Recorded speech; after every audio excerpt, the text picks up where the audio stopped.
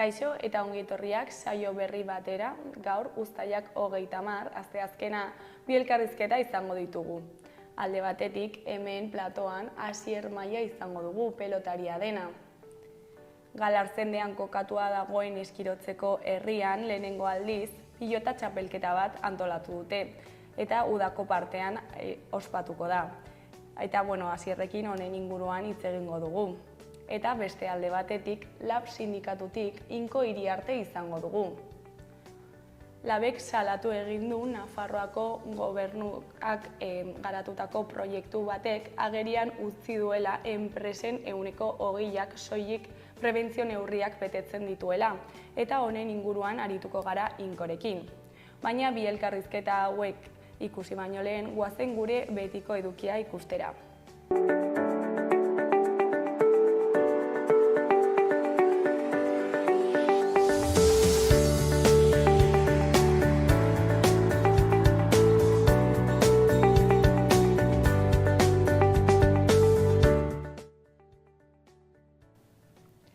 Guazen orain gaurko efemerideak ikustera. 1853ko uztailaren 30ean, Donostia ez zela ez Espainia ez Frantzia idatzi zuen Victor Hugok. Gipuzkoako hiriburura eginiko bidaiaz zioen bertan euskaraz mintzatzen zirela herritarrak. Euskal Herria ordea ahuldu eta desegitera bidean zioala aipatu zuen. Estatu handiek txikiak irensteko joera aipatuta. Hala ere, zioen Espainiak eta Frantziak ez zutela lortu euskaldunak sakabanatzerik. Egun berean, baina 1913an, Bartzelonako La Constancia lantegiko 22.000 langilek, gehienak emakume eta haurrak, greba hasi zuten soldata baxuen eta ordutegi luzeen aurka. 20. mende hasierako mobilizazio handienetakoa izan zen Katalunian. Greba inguruko lantegietara zabaldu zen, 50.000 grebalarik lan uztea ekiteraino.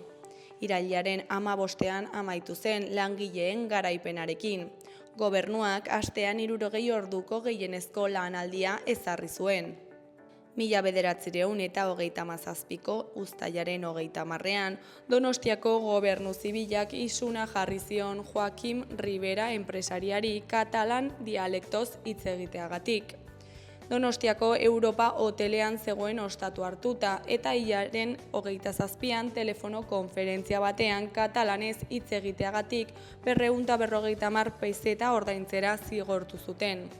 Eta bukatzeko 2006ko uztailaren 30ean Murray Bookchin aebetako historialaria unibertsitateko irakaslea, ikertzailea eta ekintzaile hil zen.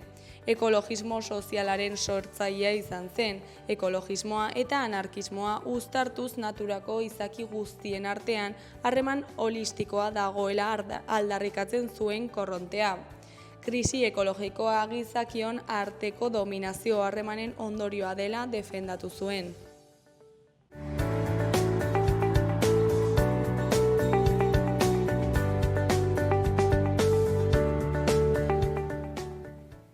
Ikus dezagun gaurko egunkarien azalek zer dioten.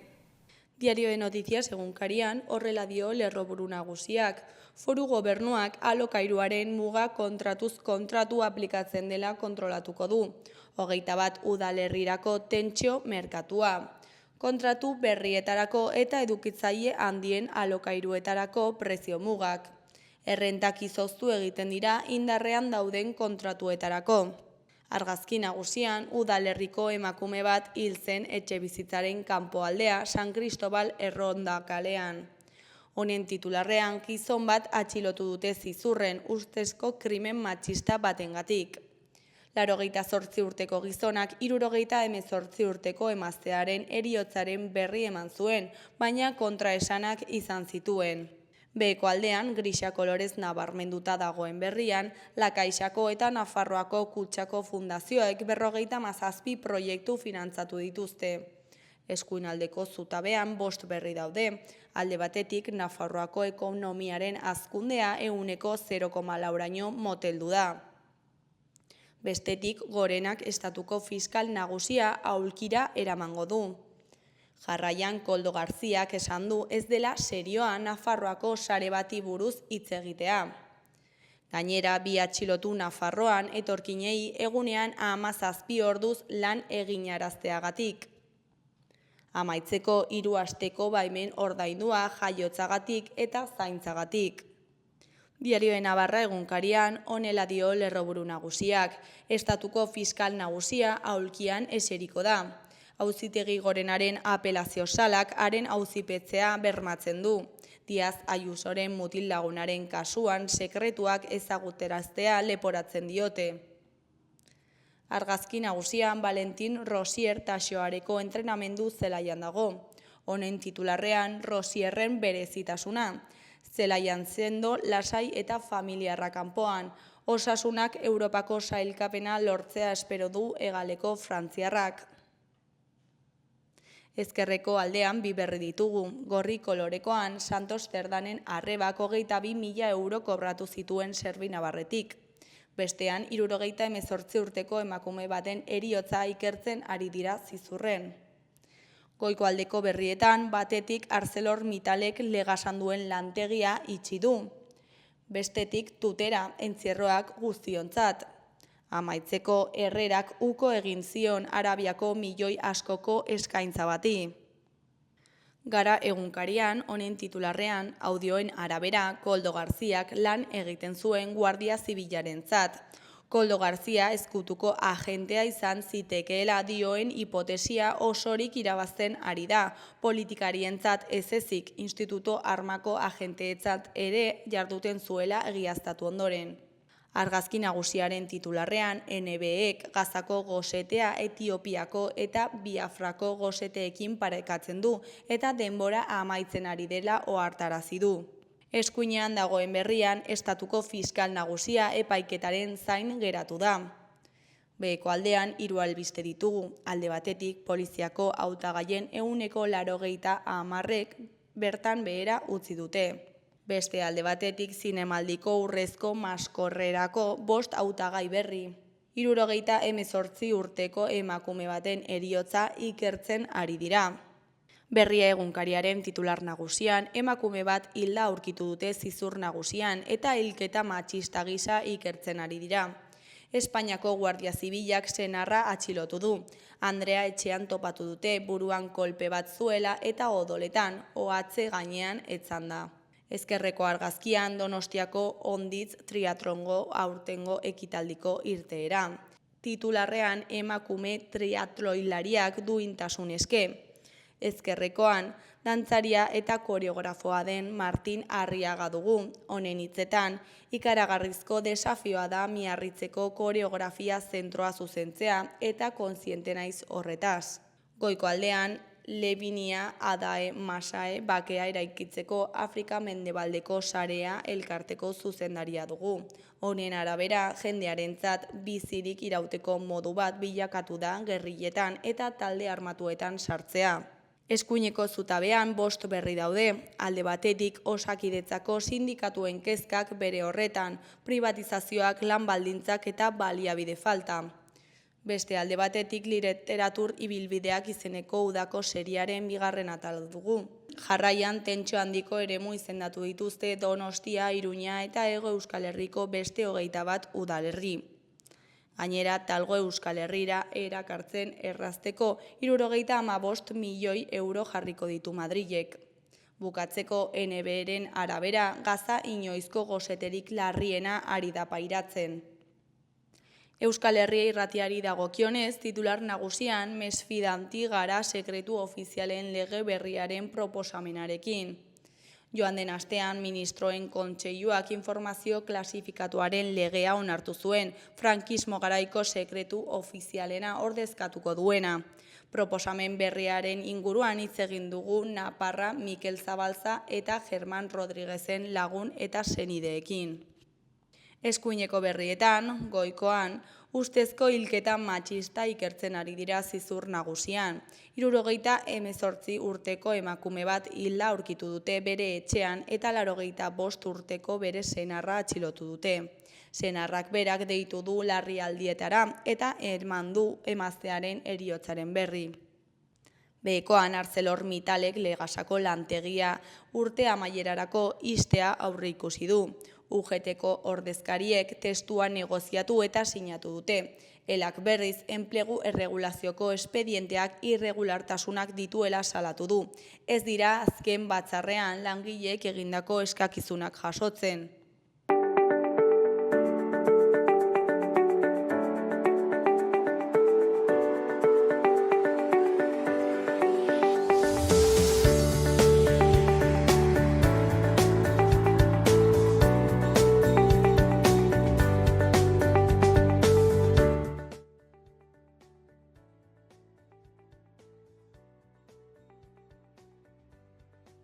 Kaixo, hasieran esan dugun bezala, orain Asier Maiarekin gaude. Kaixo, Asier, zer moduz? Kaixo, ongi, mi esker inbitatzeagatik.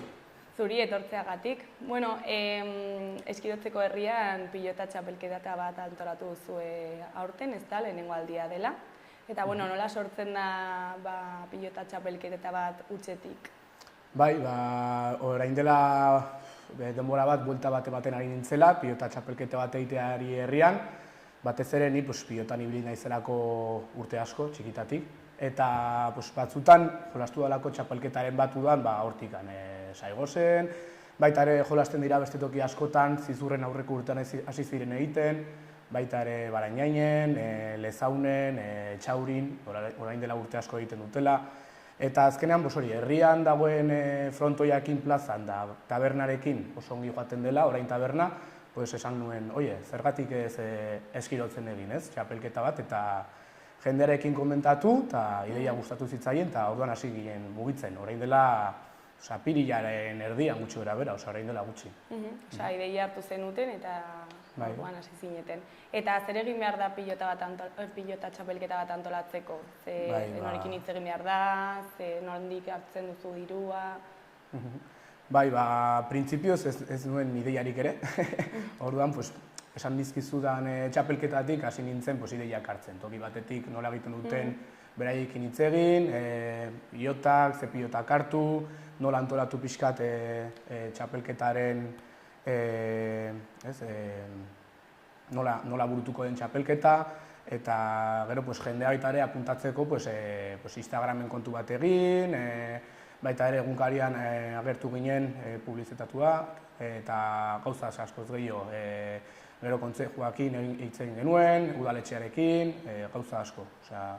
Orain ez zaizkit denak etortzen, baina gauza asko. Hasieran uste nuen bizpairu gauza zirela, baina hasi ziren gero gauza gehiago ateratzen, eta egia esan gauza asko egin behar direla, baina pozik egin ditugu, azkenean, helburua lortu behar genuelako. Eta herriak nola hartu zuen ideia? Nola lagundu zintuen, ezakit, auzolanean sortu zenuten, batzorderen bat osatu, ezakit?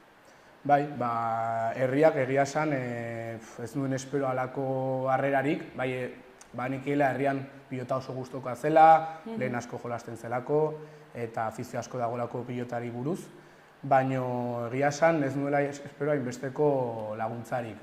Gure kuadrillan, baita ere jende heldua edo jende gazteak egon dira denak hor involukratutak laguntzeko prest, eta ni edo nera naia edo beste batzuk antolatzen egon ginenak beti, ez garenean egon da beti norbait prest hor laguntzeko eta gauzak egiteko. Eta egin dugu baita pixkat laguntzak eskaintzeko, hartzeko eta beste batzuk egiteko, egin dugu asoziazio batekin, gauzak aurrera emateko beharko zelako. Eta egin dugu herrian daukagun gazteen asoziazioarekin.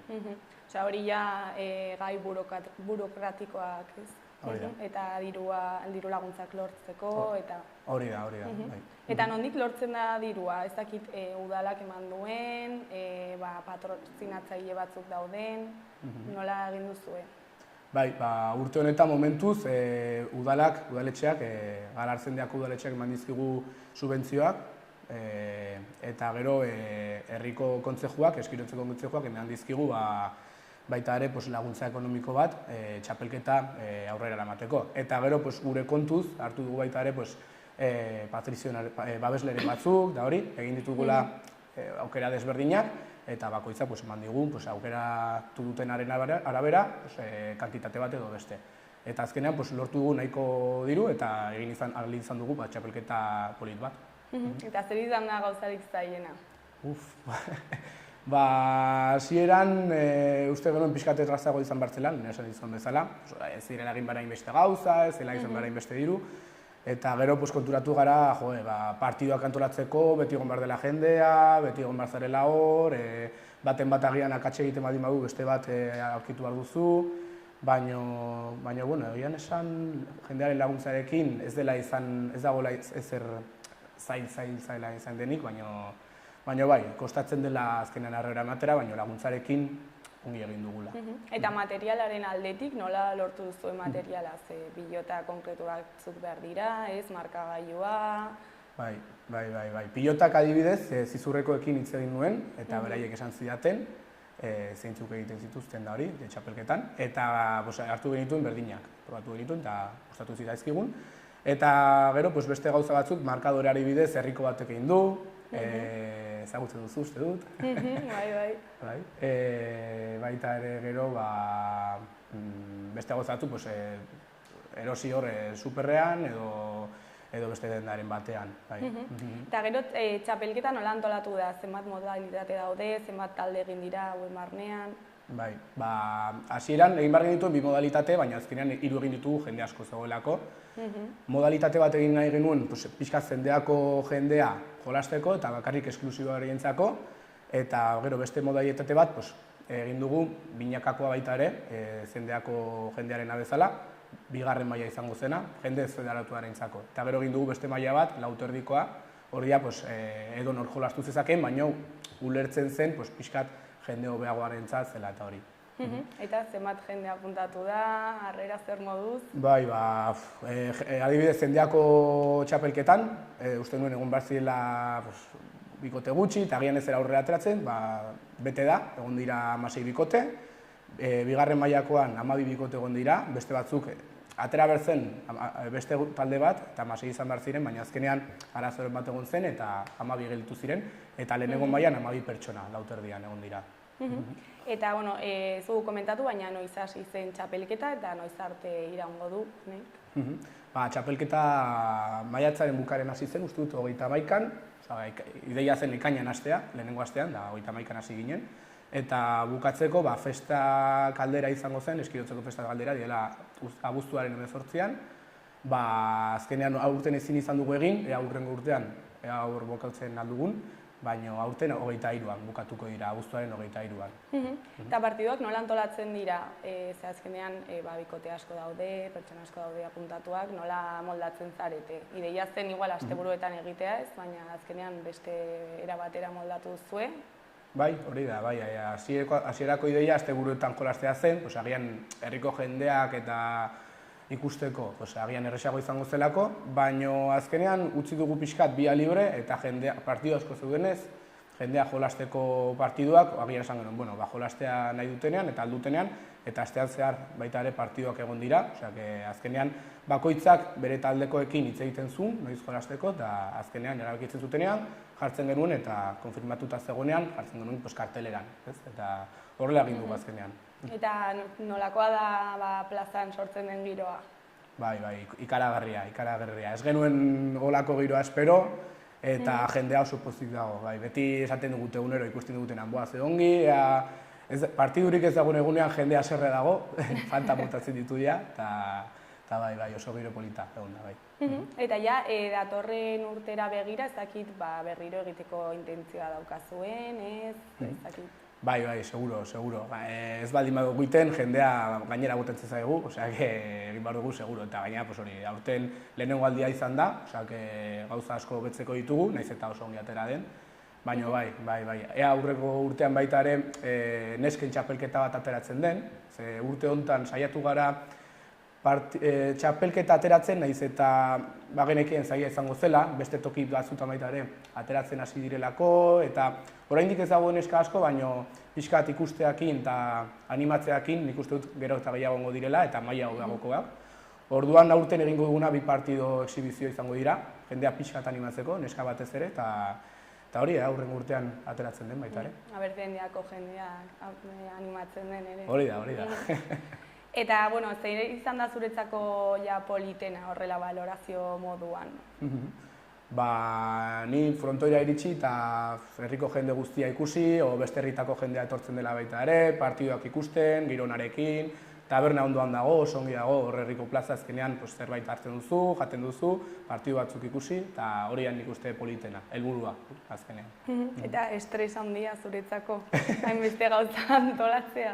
Bai, egia esan batzutan egon direla momentu batzuk agian pilotak ez direla iristen edo subentzioarentzako adibidez, egin genuen bukatzen zen gaueko 12 eta 11 bidali genuen subentziorako eskakizuna, ez? Osea, egon dira momentu batzuk kritikoak, baina, bueno, azkenean ongi atera da.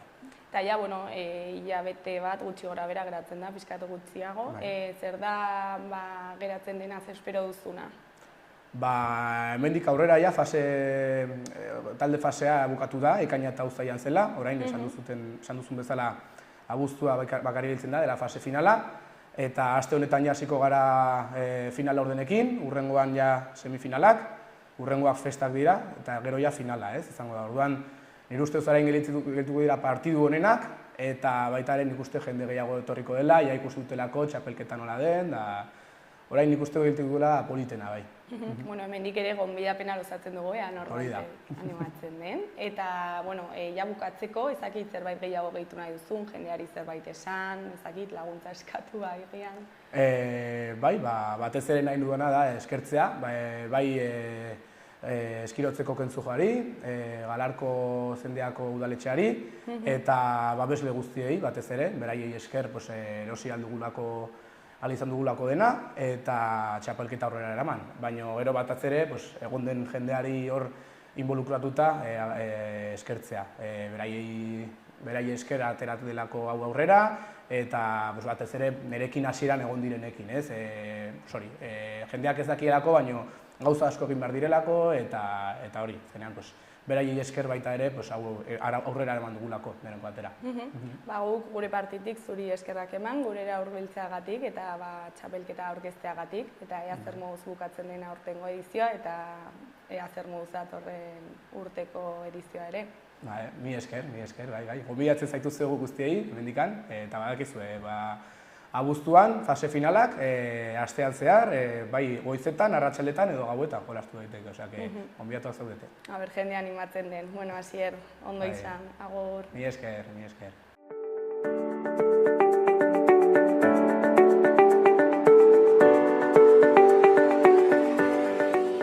Gaurko eta biharko eguraldiaren iragarpena ikusiko dugu orain. Gaur, asteazkena, hodei ugariekin eta euriarekin hasiko dugu eguna berriz ere, batez ere kantauri isurialdean. Horrekin batera, goizean eta eguerdi partean zaparrada mardul samarrak bota ditzake. Arratsaldean giroa lasaiagoa izango da. Atertzera egingo du eta hodeiak gutxituz joango dira. Hegoaldean euri gutxi espero da eta hodeitza ere saretuago agertuko da, ostarte zabalekin arratsaldean. Ipar-mendebaldeko haizea ibiliko da, tarteka zakar joko du Ebro ibarrean eta tenperaturak ildo beretik jarraituko du. Ostegunean euri gutxiago espero dugu. Egunaren lehen orduetan hodeiak ugariak izango dira berriro eta euri txikia egin dezake kantauri isurialdean. Orduek aurrera egin ahala, berriz atertzera egin eta hodeitza ere arinduz joango da. Hegoaldean ateri egongo da eta ostarteak gailenduko dira. Haizeak iparraldetik jotzen jarraituko du, Ebro ibarrean eta kostaldean bisi samar tarteka. Tenperatura apur bat igo daiteke.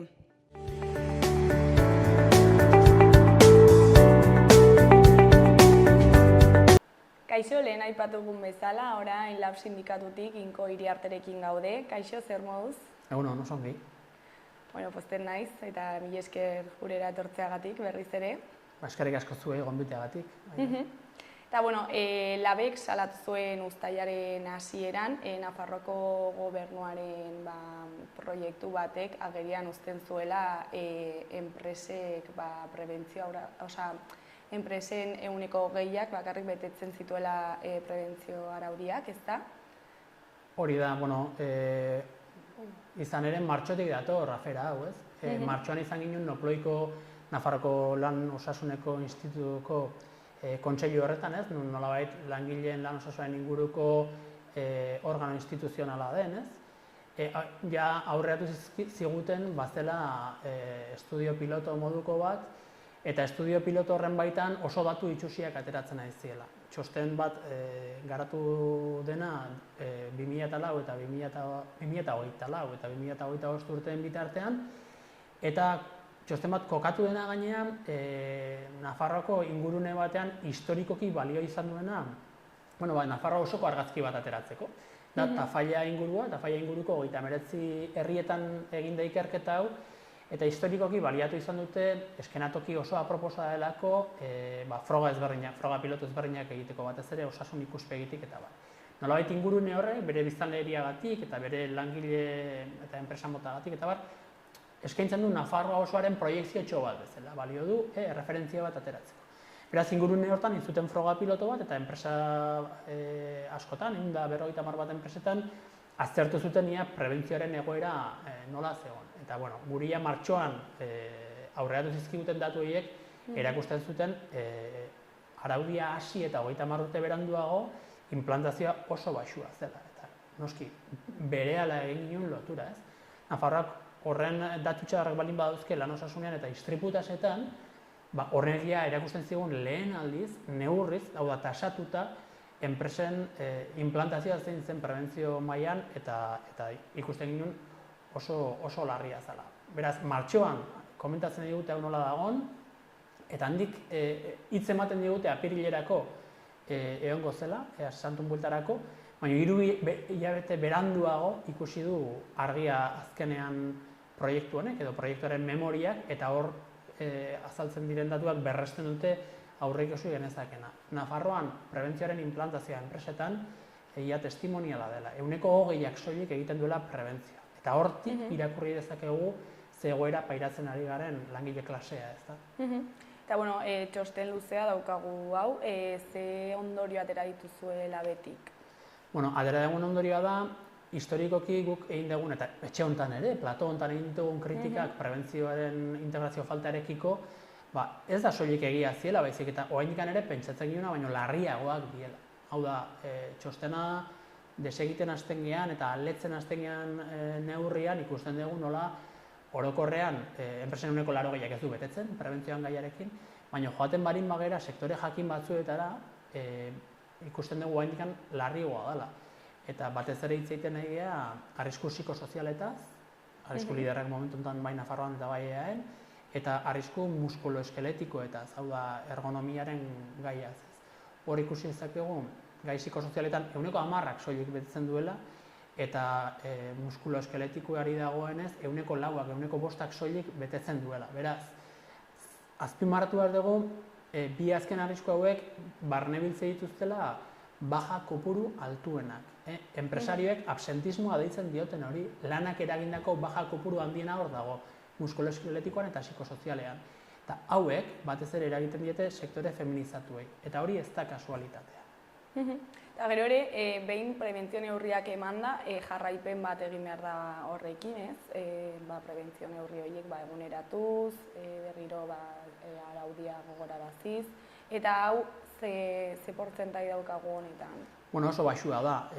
Prebentzioaren jarraipena, esan bezala, 20%ra elitzake iritsiko.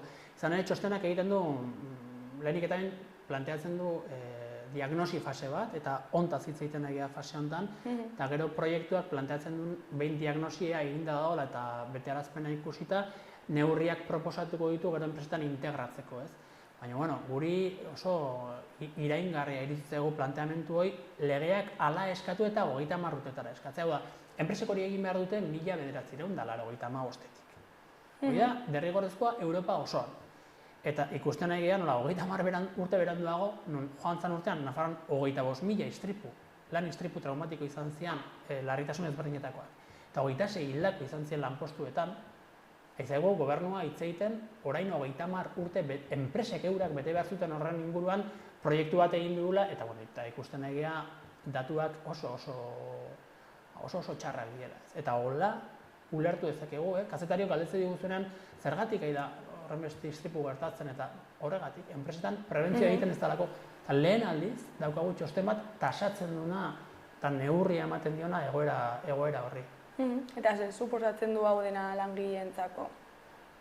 Langileentzako hori da tasatuta edukitzea behingoz enpresak ze iruzurra egiten duen honen aurrean. Eta guri, eta gaina txostena iristen da momentu batean, non zearen inguruan nolabaiteko enpresak eta patronalak beti salatzen duen baja tasa altu horren inguruan, eta nolabaiteko lanpostuetara ez joatearena, baimenak eta guzti horren inguruan dagoen nolabaiteko komunikabideetan ere olako salsa horren baitan erakusten du benetan arazo horren eragile nagusia ez dela langilea bera, nahiz eta hola adierazten diguten da prebentzio falta. Hau da, baja kopuru altua dago enpresetan prebentzioa egite ez delako.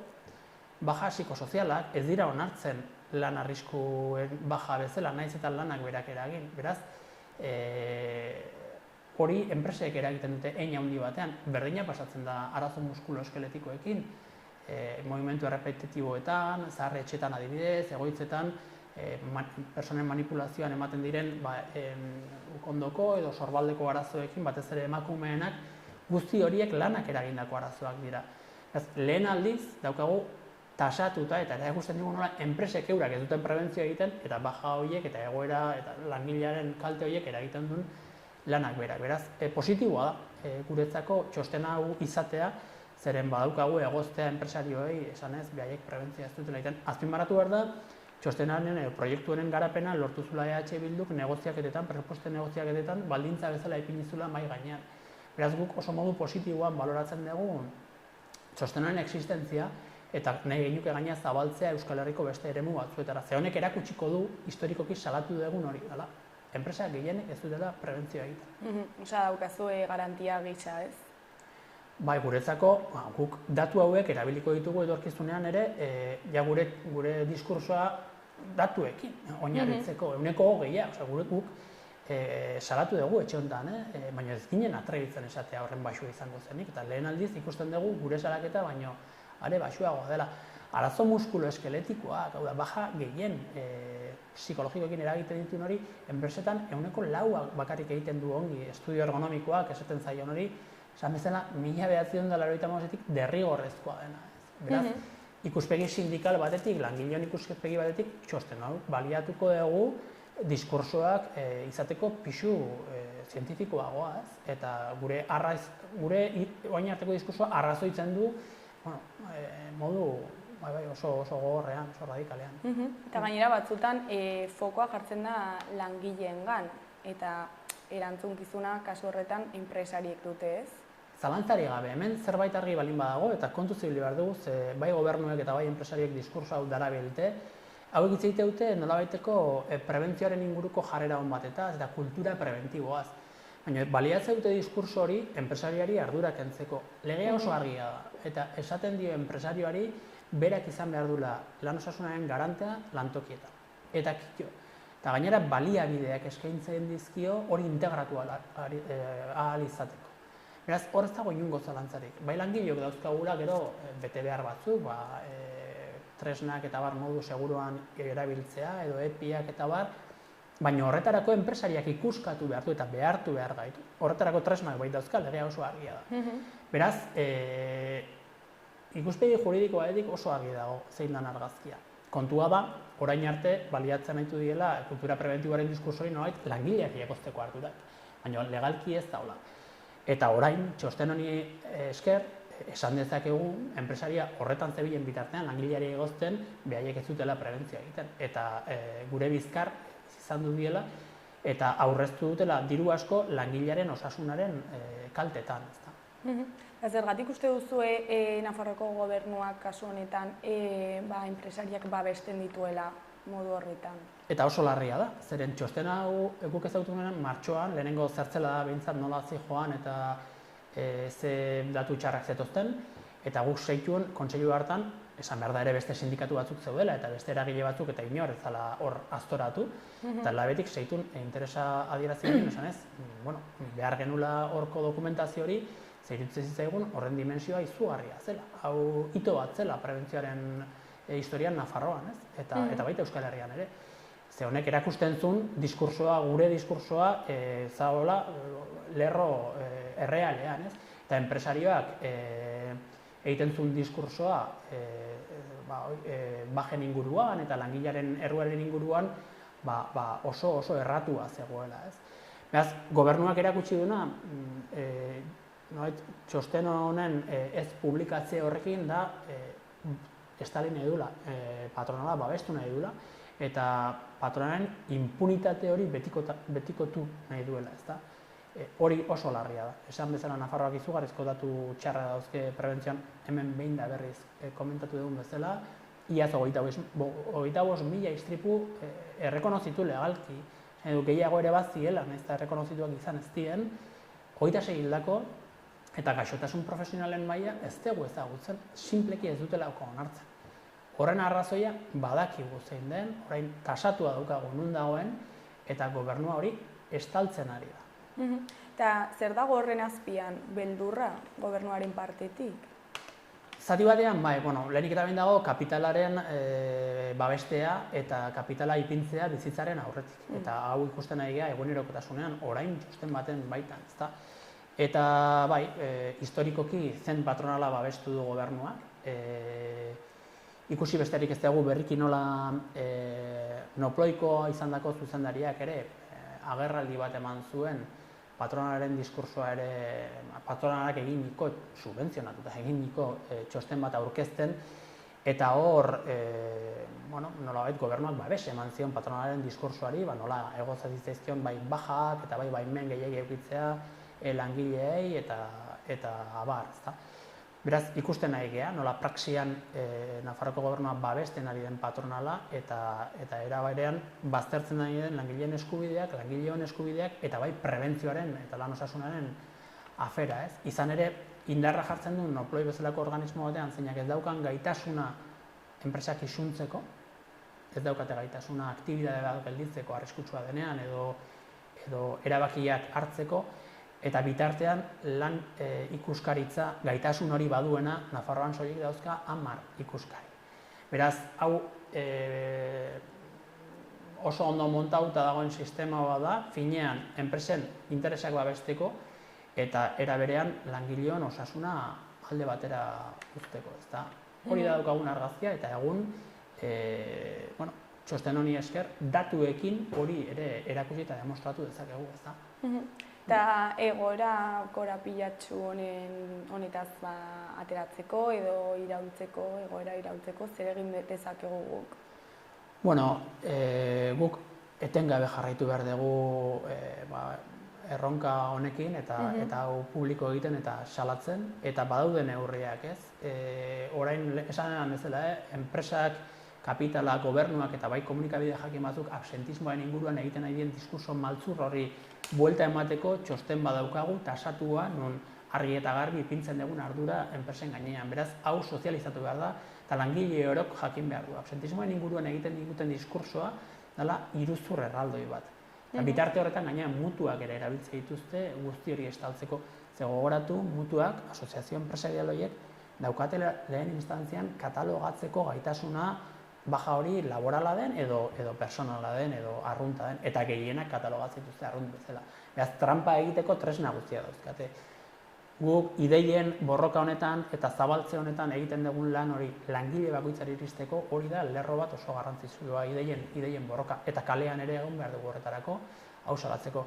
Orain hau ere esan behar da, gu lab instituzioetara modu kritikoan itzultzeari esker lortu dugu informazioa hau. Eta lortu dugu hau salatu alizatea nolabaiteko baldintza eta baliabide zientifiko hauekin datuak eta metodologia badagoelako honen atzean. Beraz, langileok frente guztiak erabili behar ditugu gure eskubideak bermatzeko eta kapitala borrokatzeko finean, ezta? Beraz, bide honean goaz, baino guzti honekin iritsi behar dugu langile guztietara. Eta Nafarroako gobernuarekin hitz egin duzu hau jakin ostean? Nafarroko gobernuari lehenik eta behin eskatu geniona da publiko egitea lehen bailen datuak. Ze esan bezala, martxoko Noploiko kontseilu hortan guk eskubide dauku parte hartzeko, Nafarroan ordezkaritza sendoa daukagulako, eta bertan ja ikusi genituen datu horien eskaera egin ginen. hitz eman ziguten asesantuen bueltan egongo zala, eta 3 hilabete beranduago oraindik ez zetozen. Gu harremanetan ipini ginen EH Bilduko kideekin ere jakiteko zer pasatzen zen izan. Horrekin izan ere beraiek bazuten, eta ardura guztionen sortzean izanen negoziatu zuten eta eskaera egin zuten gobernuari azaleratzeko hori ez. Bitartean lortu duguna edo ikusi duguna da Nafarroko gobernuak izugarrizko trabak ipintzea datu hauen zabalkuntzarako eta hain da hola eginalak egin dituztela guk publiko ez egiteko. Saiatu diagu publiko ez egiten azkeneko momentu arte, jakin zuten, prentsaurreko bat eman behar ginula, eta egun hortako goizeko 8:00 oraindik ere azkeneko deia jaso ginen, presioak eginez, publiko ez egiteko txosten hau. Hau oso larria da. Eta Nafar langile orok jakin behar du egoera hau zein den, datu hauek zeintzuk dien. Esan bezala, txostenak badu metodologia bat, bada kokatua Tafalla inguruko 39 herritan, baina historikoki hau erabilia proiekzio bat egiteko Nafarroa herrialde osoarena. Beraz, ulertu behar dugu argazki hau oso fina izango dela Nafarroa osoan balio emateko eta jakiteko zein den egoera. Eta egoera hori da, 80%ak ez duela betetzen. Beraz, salatu nahi duguna da, behin txostena begutan Nafarroako gobernua egiten ari den papera. Hau nahikoa da, ulertzeko Nafarroak behar ditula hasteko polizia askoz gutxiago eta lan ikuskari askoz gehiago. Eta horrekin, lortuko ginuke lan ikuskaritzarekin, enpresetan implementatu behar izatea prebentzio araudia. Eta istriputasak izugarri jaistea, eta baita heriotza tasak. Hildakoak gu jartzen ari gara, langile klasea, ez enpresarioak. Osea, ez da bakarrik ez dutela argitaratu, baizik eta presioa egin dutela zuek ez argitaratzeko, ez? Izugarrizko eginalak egin zituzten Nafarroko labeko ardura kargu ezberdinak ikutuz eta presioa sortuz guk ez genuen ulertzen, baina azken momentu arte eta hain dagoela beste ezker abertzaleko egitura batzuk ikutu dituztela ere gu presionatzen saiatzeko, noski bloke bezala ezker abertzaleak erabaki du hau honekin aurrera joan behar dela eta Nafar langileak jakin behar dugula egoera zein den. Modu oso positiboan hartzen dugu gaina txosten hau, salaketarako baino da eraikitzen hasteko hemen neurriak ipini behar dira. Hau da diagnosi bat, argazki bat.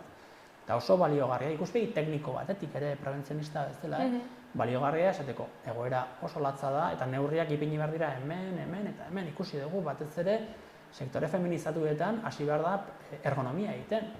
Zuk osasunbideako edozein kideri fisioterapeuta bati galdetzen diozu zein dan gehien tratatzen duen kasua eta esango dizu diela emakume langileak ukalondo eta sorbalda arazoekin lanak eragindako arazoak. Eta gai psikologikoak ere lanak eragindakoak. Beraz, hor daude gabezi handienak eta hor egin behar dira inbertsio potenteenak. Bai medioetan, baina bai ikuskaritzan ere, enpresetan gauzak aldatzeko. Eta jarraian, ikusi bezala, orokorrean enpresen uneko 80ak ez duela betetzen. Beraz, diagnosi honek balio dugu ordenean jartzeko ere lehentasunak eta modu positiboan egoerari buelta ematen hasteko. Beraz, guk badaukagu proiektua eta hor gobernatzen dabiltzan horiek aldatu behar dira benetan egoera aldatzeko eta langile klasearen bermeak mahai gainean ipintzeko. Gainera daukazue txosten hori modu objektibo batean eginda dagoela, ze Nafarroko gobernuak egin du, ez labetik, ez? Hau ez da guk egindako neurketa bat interesatua eta bat. Txosten hau metodologia jakin batekin egin da. Metodologia hortan 150 enpresa barne bildu dira. Enpresaien baitan ere aintzat izan dute akzidentabilidadea arrisku motaren arabera eta gehiago zentratu dira arrisku gehien zuten enpresetan eta badu oinarri zientifiko bat.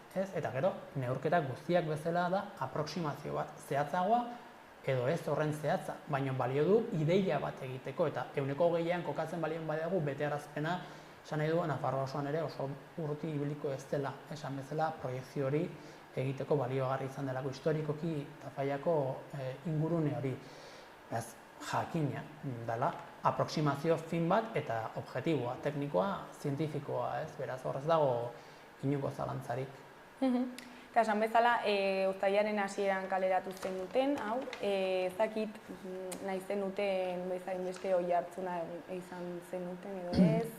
Gu jabetu modu komunikatiboki ez ziela oso data onak izan, txostena izan bezain pronto hasi ginen aztertzen eta gero salaketa etorri zen unean esan bezala komunikatiboki ere justo Sanferminak baino lehen egon zan instituzioetan ere beste kalapita handi bat eta hor itzale egin zigun. Baina, bueno, zabaltzen joango gera. Datu hauek erabiliko ditugu etorkizunean gure diskursoan eta batez ere bai negoziazio kolektiboan enpresetan. Zer esan bezala hor absentismoaren gaia ere mahai gainean ipintzen du enpresak eta honekin zapuzten da beraien diskursoa, beraz oso baliagarria izango da negoziazio kolektiborako eta hitzarmenetarako eta gauza are interesgarrigoa. Gure planteamendua da ikerketa hau hedatzea Euskal Herri osora. Hau da, Nafarroan egin den proiektu piloto bat, hau Nafarroa herrialde osora hedatu behar da, baina 3 probintzietara eraundan behar da.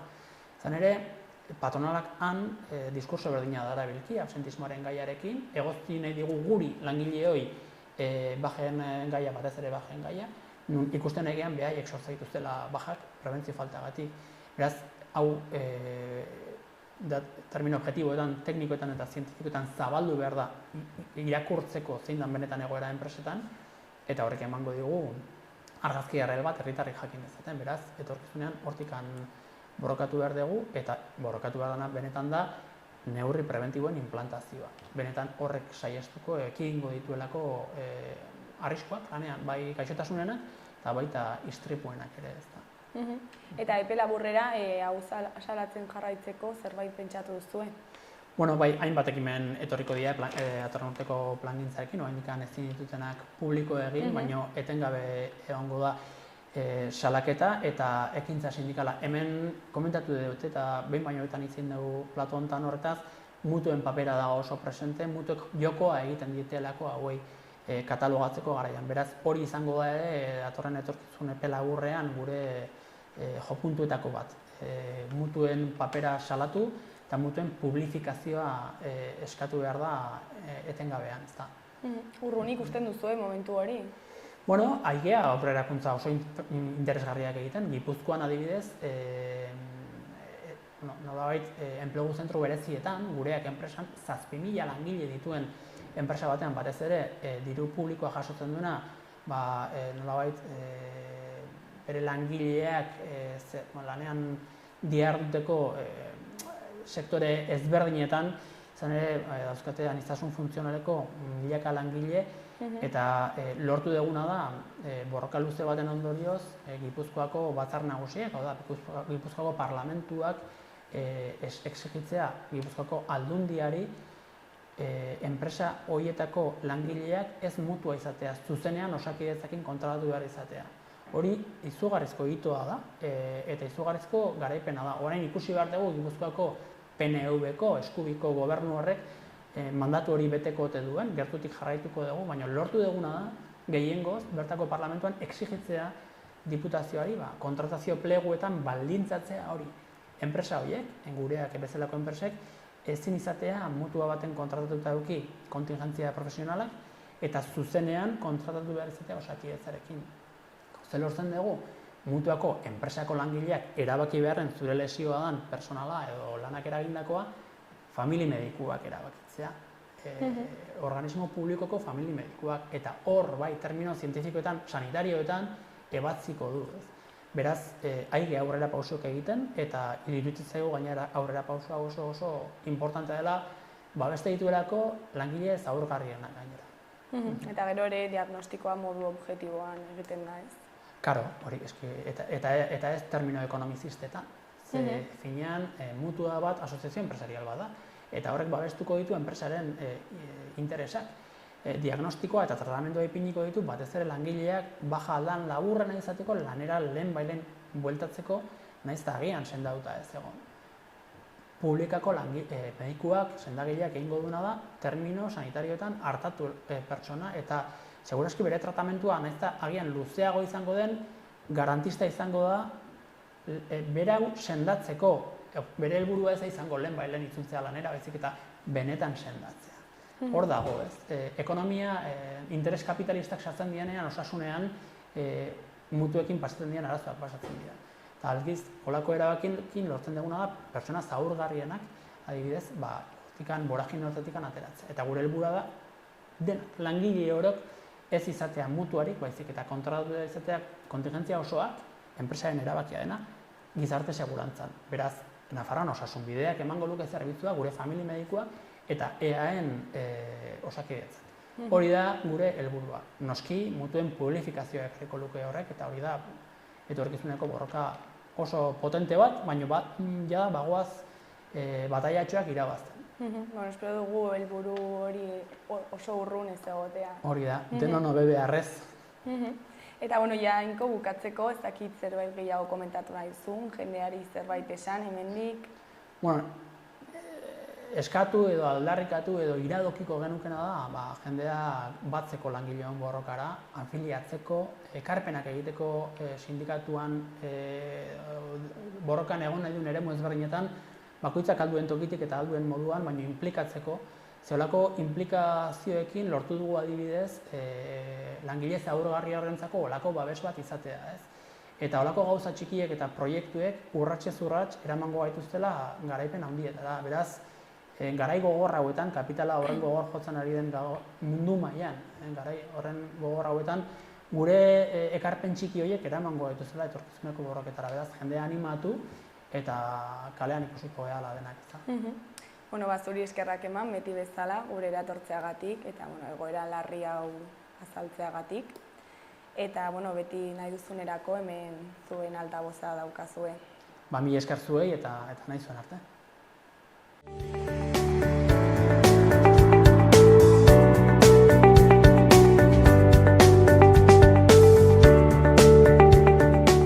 Gaurkoz, hau izan da dena, bihar itzuliko gara eduki eta elkarrizketa berriekin. Mila esker zuen arretagatik. Bihar arte, agur.